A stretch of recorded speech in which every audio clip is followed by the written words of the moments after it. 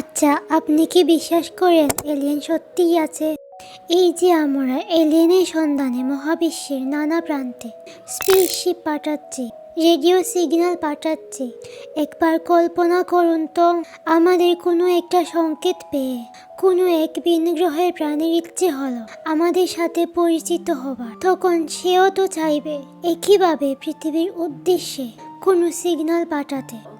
ঠিক এমনই এক ঘটনা ঘটেছিল আমেরিকার ওহাইও স্টেট ইউনিভার্সিটির এক গবেষণা প্রকল্পে। সময়টা ছিল 1977 সালের 15ই আগস্ট। সেদিন রুটিন মাফিক ইউনিভার্সিটি বিশাল রেডিও টেলিস্কোপটি আকাশ স্ক্যান করেছিল মহাকাশ থেকে কোনো সিগন্যাল পাওয়ার আশা।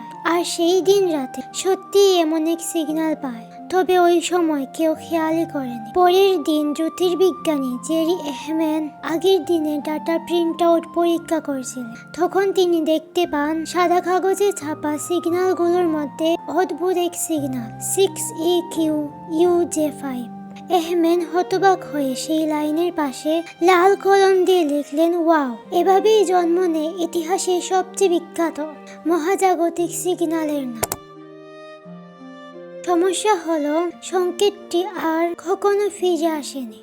বিজ্ঞানীরা বারবার সেই দিক থেকে সিগন্যাল পাওয়ার চেষ্টা করেছে, অন্য টেলিস্কোপ দিয়েও খুঁজেছেন, কিন্তু কিছুই পাওয়া যায়নি। যদি এটি পৃথিবীর কোনো যন্ত্রের হস্তক্ষেপ হতো তাহলে আবার পাওয়া যেত। যদি এটি প্রাকৃতিক উৎস হতো তাহলেও আবার ধরা পড়তো, কিন্তু কিছুই ঘটেনি। এই কারণে ওয়াও সিগন্যাল আজও বিজ্ঞানের এক অমীমাংসিত রহস্য। হিসেব করে দেখা হয় এই সিগন্যালটি এসেছে সেজিটেরিয়াস কনস্টেলেশনের ডিরেকশন থেকে। বিজ্ঞানীরা পুরোপুরি নিশ্চিত নন এটি কি কোনো স্পেসিফিক তারকা বা এলিয়েন সভ্যতার উৎস। হয়তো প্রায় 50 বছর আগে কেউ আমাদের সাথে যোগাযোগ করার চেষ্টা করেছিল, কিন্তু আমরা সেটা বুঝতে পারিনি।